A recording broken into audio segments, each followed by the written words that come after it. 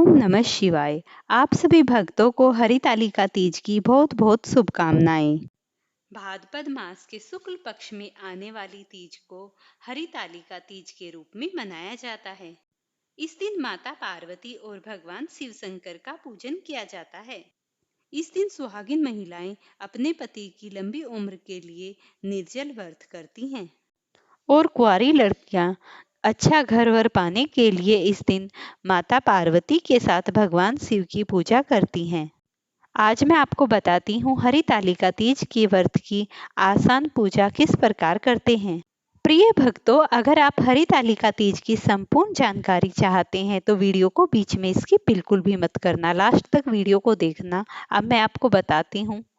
हरितालिका तीज के दिन सुबह ब्रह्म मुहूर्त में उठने के बाद नहा धोकर अपने घर के मंदिर में ही अपने व्रत अनुष्ठान का संकल्प करें।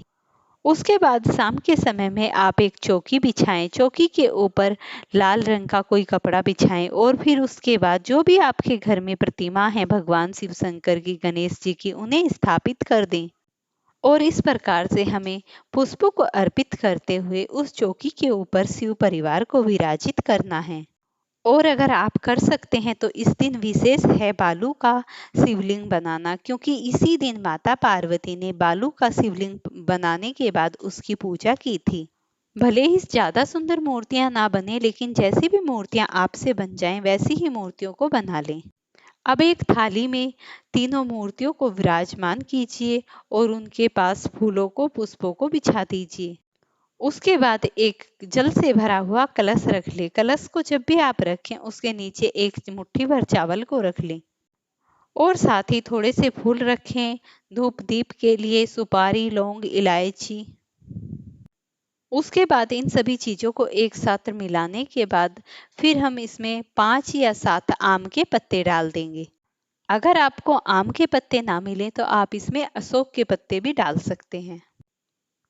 उसके बाद हम सभी पत्तों को चंदन से सजा लेंगे और फिर किसी पात्र में कुछ गेहूं को भरकर उसके ऊपर रख देंगे और अब हम इसके पास शुद्ध से देसी घी का दीपक जलाएंगे और इस प्रकार से हमारे कलश की स्थापना हो जाएगी।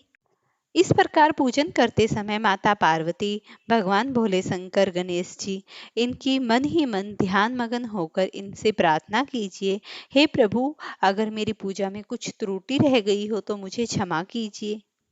अब हम इसके बाद पूजा करेंगे।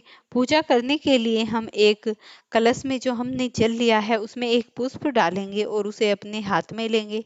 उसके बाद जो हमने पात्र ले रखा है जिसमें जल है उसे उसके चारों साइड छिड़क लेंगे और अब हम वहां शिव परिवार को स्थापित करेंगे। सबसे पहले हम वहां पर जल चढ़ाएंगे। इन चीजों को भगवान भोलेनाथ के ऊपर समर्पित करने के बाद हम पंचामृत बनाकर माता पार्वती और भगवान शिव के अभिषेक कराएंगे और अब हम पंचामृत से दूध, दही, घी, शक्कर, पंचमेव गाय का दूध, भोग लगाने के लिए मिठाई और 5 प्रकार के फल लेंगे। गेंदे के फूल, पान पत्ता, गुलाब के फूल, वल्भ पत्र, समी यंत्र, दुर्गा, तुलसी मंजरी, भांग पत्र और आम के पत्ते, धतूरे का फल और फूल भगवान को विराजमान करने के लिए लकड़ी की चौकी बिछा देंगे। उसके बाद हम शिव जी को धोती तथा अंगोछा अर्पित करेंगे और तत्पश्चात सुहाग सामग्री किसी ब्राह्मणी को तथा धोती अंगोछा ब्राह्मण को दे दें। इस प्रकार पार्वती तथा शिव का पूजन आराधना कर हरितालिका व्रत की कथा सुने। तत्पश्चात सर्वप्रथम गणेश जी की आरती, फिर शिव जी और फिर माता पार्वती की आरती करें। भगवान की परिक्रमा करें, रात्रि जागरण करें। सुबह पूजा के बाद माता पार्वती को सिंदूर चढ़ाएं, ककड़ी हलवे का भोग लगाएं और फिर सामग्री को एकत्रित कर नदी या किसी कुंड में विसर्जित कर देना चाहिए। इस तरीके से हमें हरितालिका व्रत की संपूर्ण जानकारी से इस प्रकार इस व्रत को धारण करना चाहिए। फ्रेंड्स, अगर आपको ये वीडियो अच्छी लगती है तो आप इस चैनल को जरूर लाइक और सब्सक्राइब करें और मुझे कमेंट करके बताएं कि मैं आपके लिए अगली वीडियो कौन सी लाऊं।